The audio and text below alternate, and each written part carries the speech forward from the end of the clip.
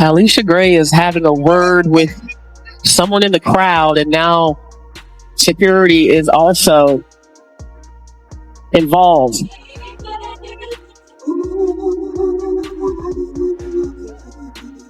Well, looks like that fan is being...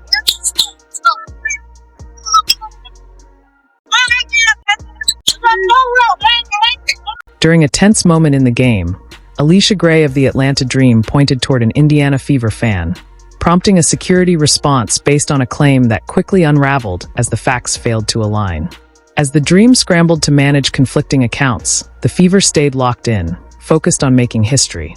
With a packed arena behind them, Indiana snapped their playoff drought, letting their performance do all the talking.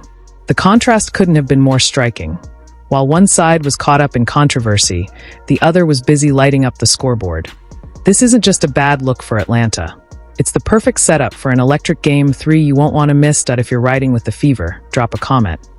I've got the Fever. Let's go. Clear to us, the WNBA does not appreciate fans, don't want us there. We have been thrown out of games for a multitude of ridiculous things. We have watched these players complain and trash us all. They called half of us racist. They've called all types of stuff. All types of stuff. Now, without Caitlin Clark, the viewership has been cut in half by 50%. 50% for the playoffs. For the playoffs, y'all. And they still are getting fans thrown out of... What exactly did Alicia Gray think she heard from the crowd that night? And how did it spiral into such a chaotic scene? That's the part no one can quite piece together. Almost immediately after Gray turned toward the Indiana Fever fan section and signaled to security, the story splintered into conflicting narratives. On live TV, viewers watched her point, security rushed in, and a few visibly confused fans were escorted out. Then, the broadcast quickly cut away. In that moment, it looked like something serious had happened. A dramatic gesture in the middle of a playoff game. Atlanta wanted that message loud and clear. Their star had been disrespected, their team had been wronged, and the spotlight needed to shift, off the scoreboard and onto the stands. We got a fan kicked out last night against the Indiana Fever, only for the fan to speak their piece to the security. Security found out, oh, you didn't say anything at all, actually. Yeah, come back to your seat. Let me just wipe that seat off for you. Here, please, have a seat, ma'am. Alicia Gray played like absolute you-know-what last night and decided to take it out on a fan. First glance, it seemed like this was about an outrageous comment, something serious enough to warrant immediate action and fan removal. But by the next day, the story had already fractured. Different outlets painted wildly different pictures of the incident. Some brushed it off as routine heckling, the kind of banter every pro athlete hears during a high-stakes game. Others suggested it was more personal, more serious, yet offered no clarity on what was actually said. That contradiction raised immediate red flags. If fans are going to be ejected during a playoff game, shouldn't the narrative be clear and consistent? Instead, what unfolded was a confusing patchwork of conflicting reports, none of which lined up with what many fans in the arena claimed they witnessed firsthand. This is nuts. By the way, security brought this couple back in and apologized to them. All right? They removed the couple because they do it to let the players calm down, because it's clear these players aren't professionals. Hey, it's what you owe us. You owe us at this point. Stop it. Stop it. So, she's now fully been exposed. Eyewitness accounts soon began to surface, and that's when the foundation of Gray's version started to crumble.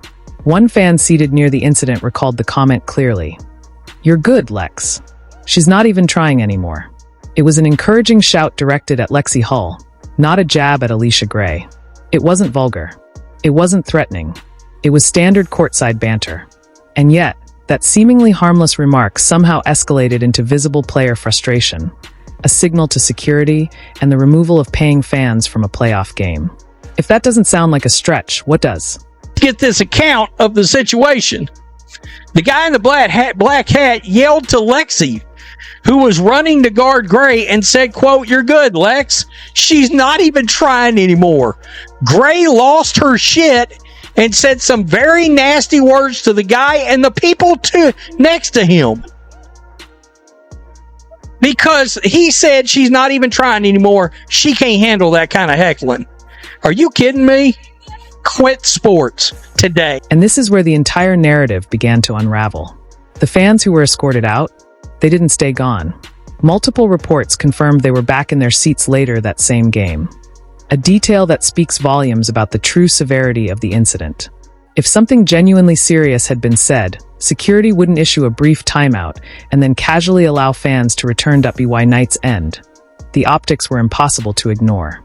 This didn't look like a case of inappropriate fan behavior. It looked like a player struggling to handle routine home court heckling during a lopsided loss. I did not say anything out of line whatsoever. They were let back in shortly after. When asked what happened, he said that they said it was protocol to remove the fan to allow the player to calm down. I mean, all these players ought to be playing in bozo outfits. Gray had a bad night, and there is no excuse for the things she said or the way she acted. The moment hit social media instantly. Clips of the ejection spread like wildfire, and the phrases Alicia Gray had allegedly reacted to were quickly dissected. Post-game chatter only added to the confusion. Fans highlighted inconsistencies. Commentators called the whole situation baffling. WNBA Monday morning, the narrative had unraveled completely, and many were calling it what it looked like from the start. A weak attempt to deflect attention from the Dream's poor performance on the court. Gray getting this fan kicked out, and of course, the internet went ablaze. Oh my God, those Indiana Fever fans! Of course, after the fake hoax of early this year with Angel Reese, Angel Smollett, some people are calling her, the fake race hoax, people were saying, oh my gosh, those Indiana Fever fans, what could they have possibly said?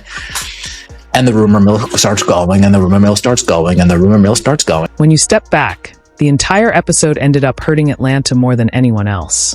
The lie, as fans began calling it, simply didn't stick. People weren't buying the distraction. They were locked in on the resilience and poise of the Fever.